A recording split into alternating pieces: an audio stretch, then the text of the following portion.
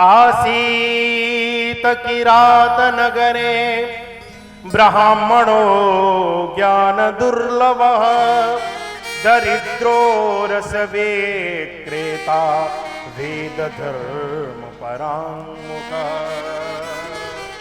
आसीत किरात नगरे, आहा हा हा, किरात नगर नाम के एक गांव में एक स्थान पर एक ब्राह्मण रहता था।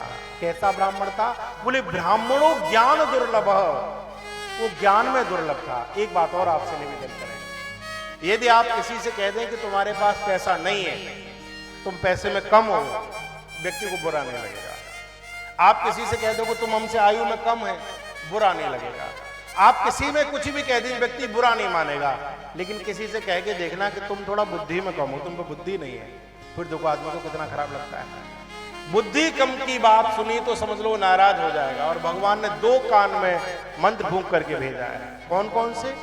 व्यक्ति जब पैदा हुआ संधिजन कहते 2 कान में फूंक मारी, एक इधर वाले में एक इधर में।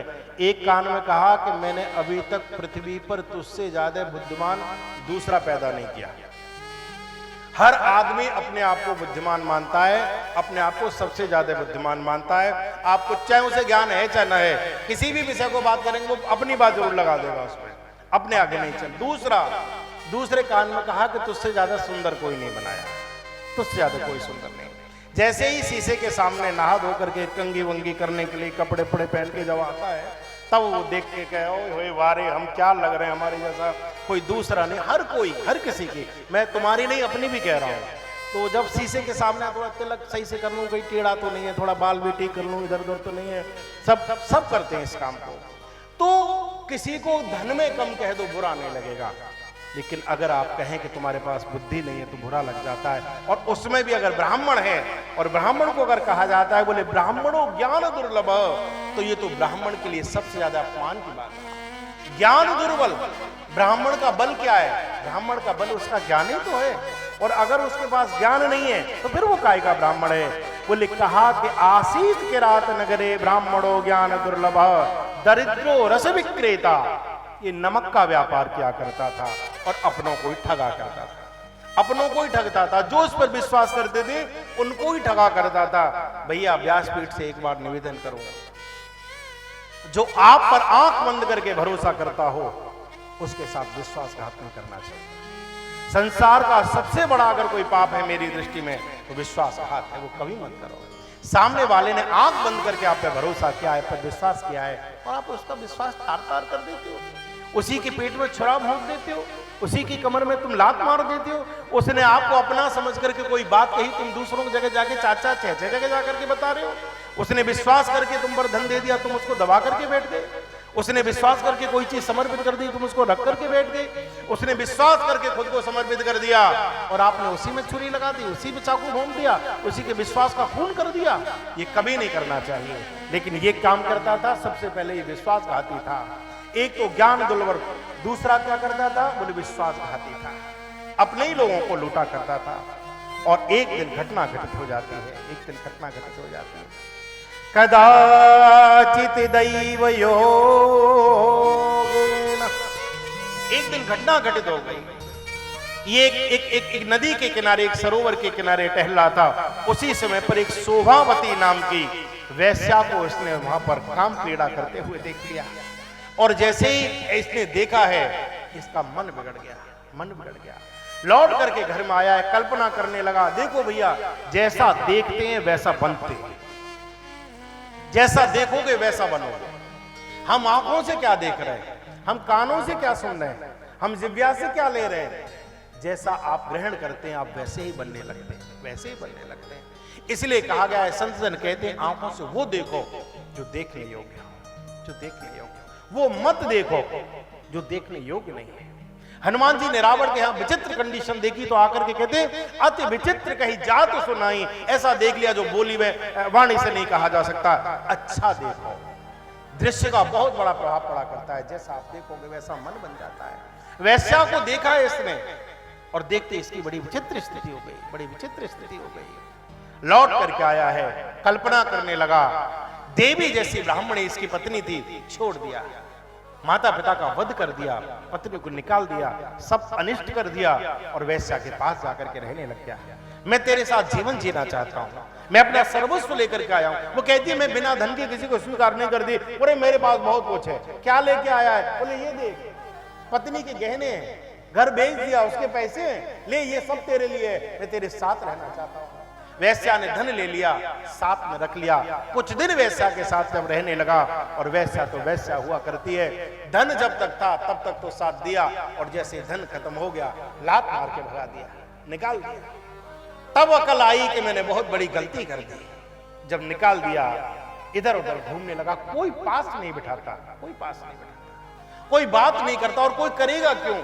आचरणहीन व्यक्ति को कोई भी पास में बिठाना नहीं चाहता है। जिसका ऐसा चरित्र हो, जिसकी ऐसी बुद्धि हो, क्या आप अपने घर में बिठाओगे? कोई नहीं बुलाता। ऊपर से ब्राह्मण था, लेकिन क्या करने लगा? मजरा पीने लग गया, वेश्यावृत्ति करने लग गया, मांस भक्षण करने लग गया। और ऐसे व्यक्ति को कौन बुलाएगा? पंडित जी वो अच्छे लगते हैं, आहा, जो अच्छे आचरण वाले हों। ऐसे व्यक्ति को कौन बुलाएगा? ना कोई कथा को बुलाता है, ना कीर्तन को बुलाता है, ना कोई व्यापार में बिठाता है, कोई नहीं बिठाता। देखो, 4 स्थानों पर कलयुग का वास है।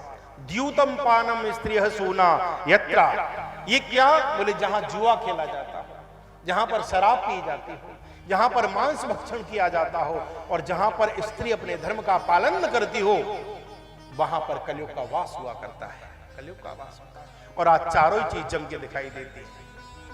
जहां देखो वहां मदिरा मिलेगी आपको, जहां देखो वहां आपको मदिरा मिलेगी। दूध वाला दरवाजे पर जाकर के कहता है कि दूध ले लो, दूध ले लो। मदिरा वाला कभी किसी के यहां नहीं कहता। आदमी नाक रगड़ के पहुंचा करता है उसके यहां पर, उसके यहां नाक रगड़ के पहुंचता है। द्यूतम पानम है। और जहां पर जुआ खेला जाता हो वहां कलयुग का वास है। जहां शराब पी जाती हो वहां कलयुग का वास, जहां पर मांस भक्षण किया जाता हो, और जहां स्त्री अपने धर्म का पालन न करती हो वहां कलयुग का वास है। आजकल तो कहना ही बड़ा मुश्किल है। श्री प्रेमानंद जी ने, अनुराधाचार्य जी ने कुछ कह दिया था, देखो ना कितना बड़ा बवाल मचाया हुआ है उस बात पर, कितनी विचित्र कंडीशन हो गई है। वो कौन सा रिलेशन है, मुझे तो इंग्लिश बोलनी नहीं आती, वो लिविंग होता है, क्या होता है, उसमें रहने की ये परंपरा भारत में कहां से आ गई? ये कहां से? कोई सभ्य समाज का, परिवार का व्यक्ति इनको स्वीकार करेगा? हम अपने बेटे बेटियों को, हम कोई बहू चाहेंगे कि ऐसी बहू हमारे घर में आकर के रहे कि नहीं नहीं हम जाएंगे, हम जाएंगे। और वो तो बोलने में भी लज्जा आती है, कैसी कैसी बातें। और लोग, मैंने देखा है कि स्त्रियां इसका विरोध कर रही हैं। वो जाकर के कह रही है कि ऐसा कैसे कह दिया उन्होंने, अरे के साथ केवल 4% ठीक निकलेंगी, बाकी सब खराब है। तो कैसे बोल दिया महाराज? अरे भाई तू 96% में क्यों जा रही है? तू 4% में क्यों नहीं आके खड़ी होती कि मैं तो ऐसी हुई नहीं, मैं क्यों बुरा मानूं? तू क्यों बार बार जा रही है माइक लेकर के वहां पर? ऐसी विचित्र स्थिति हो गई है। सुवेश चाहिए, इसमें क्या गलत कह दिया? अच्छा वेश पहनो। हनुमान जी के बारे में आता है, कंचन वर्ण विराज सुवेशा, सुवेश चाहिए, कुवेश नहीं चाहिए। मैं ही अगर कमरे में से जीन्स पैंट पहन के आऊं, चश्मा ब्लैक कलर का लगा करके यहां आकर के बैठ के कथा सुनाऊं, आपको श्रद्धा होगी? नहीं होगी। चाहे कितनी भी बढ़िया कथा सुनाऊं, श्रद्धा नहीं हो सकती। वेश का बहुत बड़ा परिवर्तन जीवन में आता है। वेश देख करके मस्तक झुक जाया करता है। बहन ऐसे वस्त्र पहने कि जो व्यक्ति देखे वो चरणों में माथा रख दे, किसी के मन में किसी प्रकार की वासनायुक्त भावनाएं आए नहीं, ऐसा रहना चाहिए।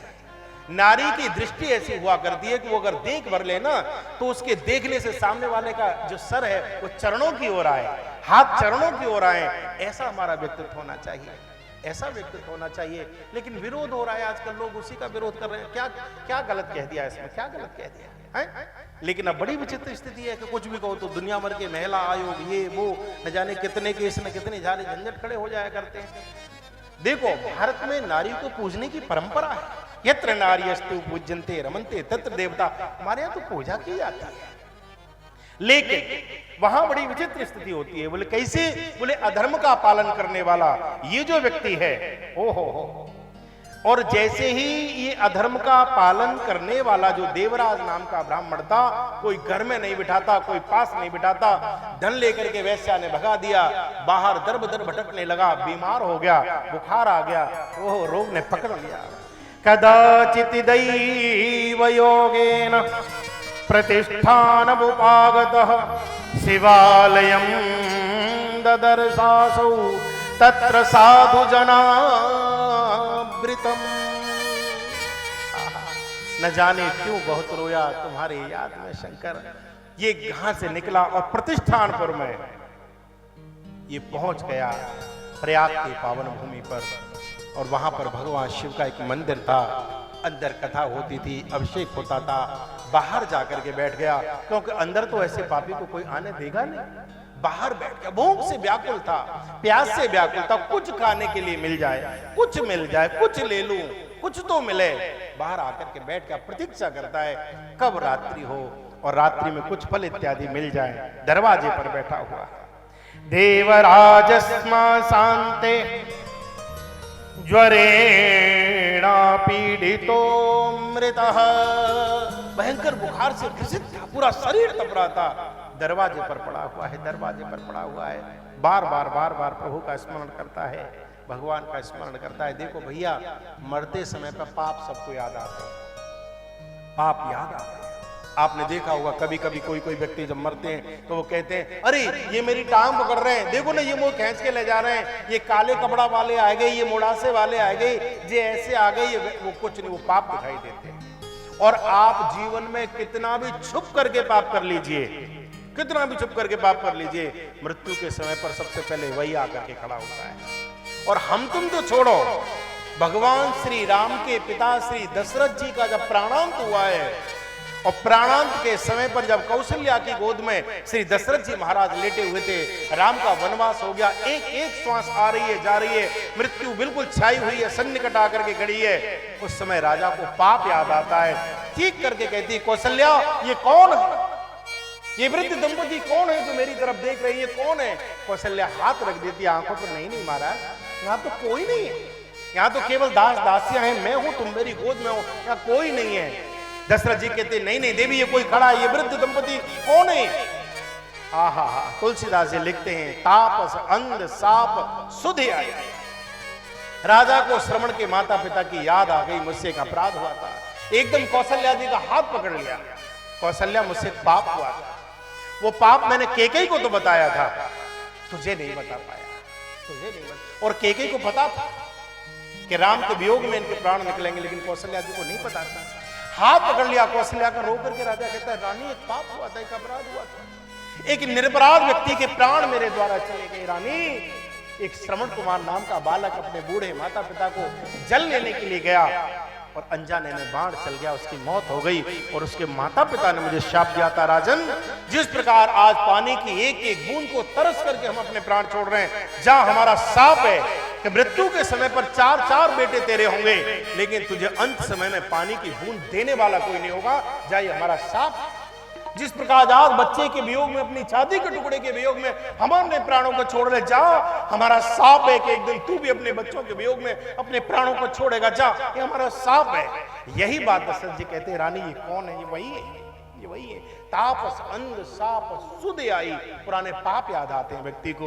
ये दरवाजे पर बैठा है, दरवाजे पर बैठा है, और भगवान शंकर के दरवाजे पर बैठ करके पाप याद आते हैं। मैंने माता पिता को दुख दिया, मैंने अपनी पत्नी को दुख दिया, मैंने सबको कष्ट दिया, मैंने बहुत पाप किए, मैं क्या करूं, मैं क्या करूं? और दरवाजे पर बैठ करके शिव का स्मरण करता है,